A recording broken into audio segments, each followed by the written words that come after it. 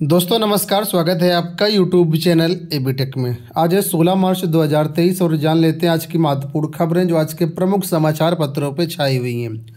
सबसे पहली अपडेट यहाँ पर देख सकते हैं कि 69 शिक्षक भर्ती मामले को लेकर के आरक्षण की मांग पर अभ्यर्थियों ने घेरा मंत्री आवास।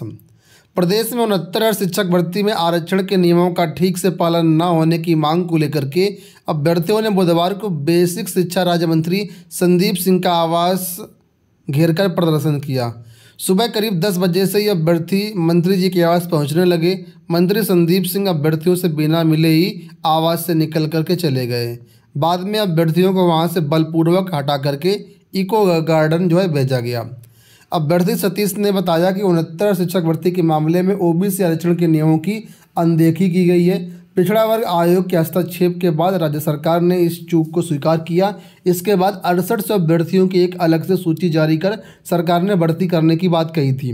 इस बीच सोमवार को इलाहाबाद हाईकोर्ट की लखनऊ पीठ ने 6800 अभ्यर्थियों की चयन सूची खारिज कर दी और अब इसी का विरोध हो रहा है।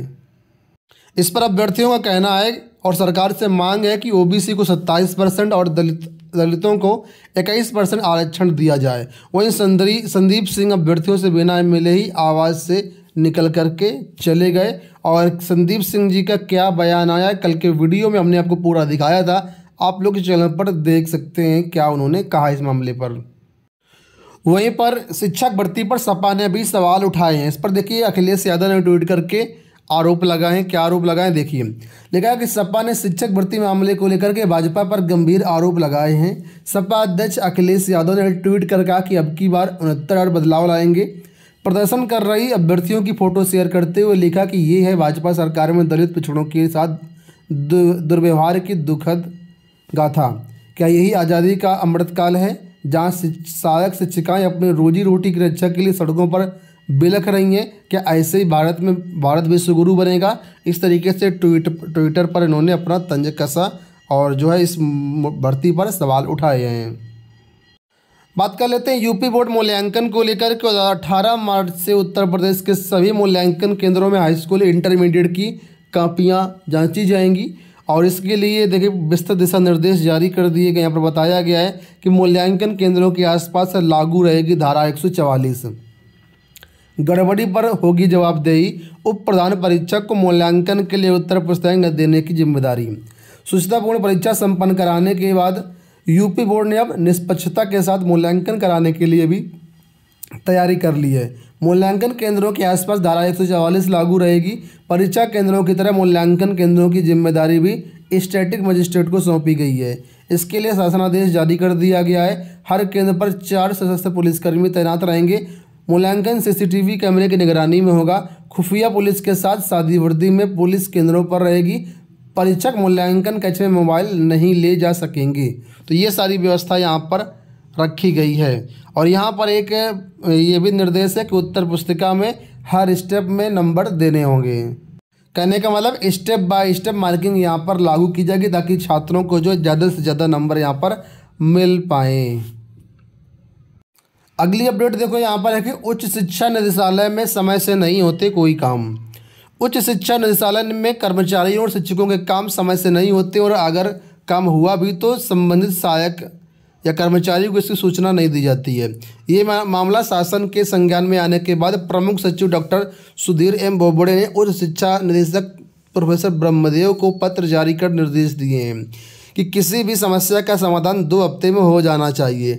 निदेशालय स्तर से राजकीय एवं अशासकीय महाविद्यालयों के शैक्षणिक एवं गैर शैक्षणिक कर्मचारियों के मामलों को निस्तारण किया जाता है। इनमें पेंशन, जीपीएफ, वेतन निर्धारण, मृतक आश्रित अनुज्ञा वेतन भुगतान, चिकित्सा प्रतिपूर्ति, अनापत्ति प्रमाण पत्र, अवकाश स्वीकृति, स्थायीकरण, विदेश जाने के लिए अनुमति जैसे कार्य शामिल होते हैं। प्रमुख सचिव की ओर से जारी पत्र के अनुसार शासन के संज्ञान में आया कि इन प्रकरणों में निस्तारण में अत्यधिक विलंब किया जाता है।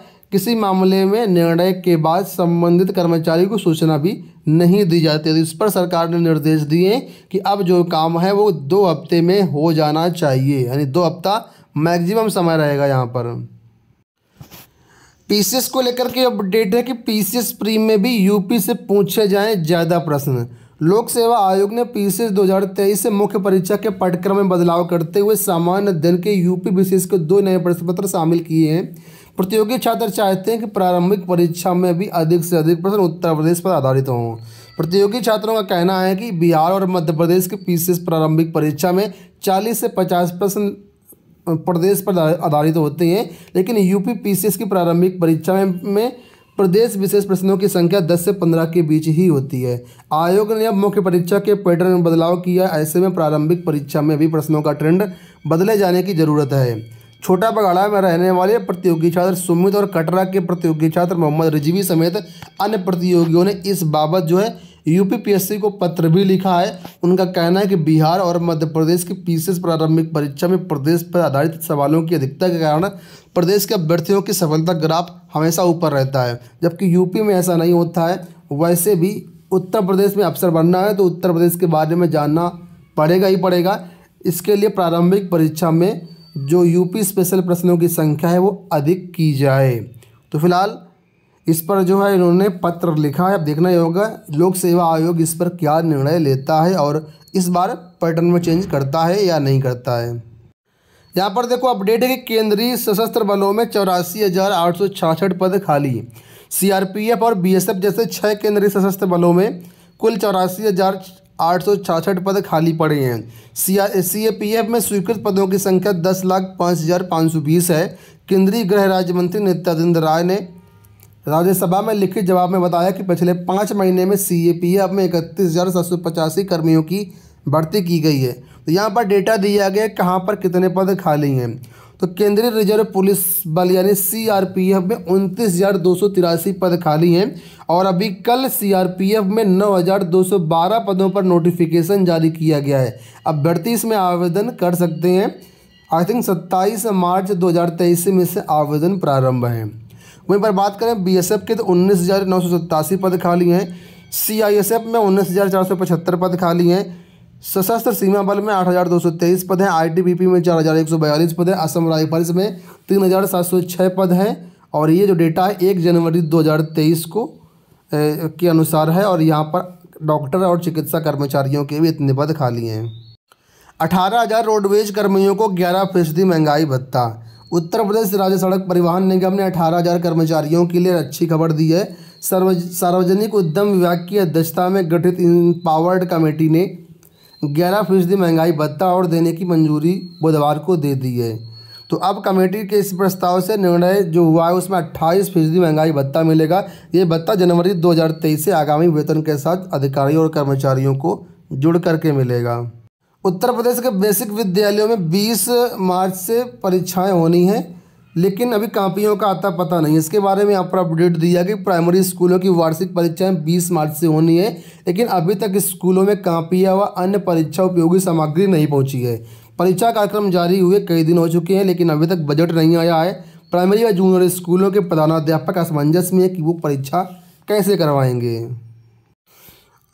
यहाँ पर अपडेट है सीयूईटी परीक्षा को लेकर के लिखा है कि इस वर्ष जो है 3 पालियों में सीयूईटी परीक्षा करवाई जाएगी। अभी तक 2 पालियों में परीक्षा होती थी, अब यहाँ पर 3 पालियों में ये परीक्षा करवाई जाएगी।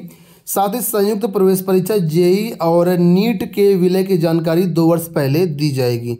तो यहाँ पर कुछ अपडेट है, उसको आप लोग दे सकते हैं कि परीक्षा जो है आपकी 3 पालियों में होगी। अंत में अपडेट पीएचडी को लेकर के जो अभ्यर्थी राजेंद्र सिंह विश्वविद्यालय से यानी रज्जू भैया विश्वविद्यालय से पीएचडी करना चाहते हैं तो आवेदन करने की लास्ट डेट 31 मार्च तक बढ़ा दी गई है।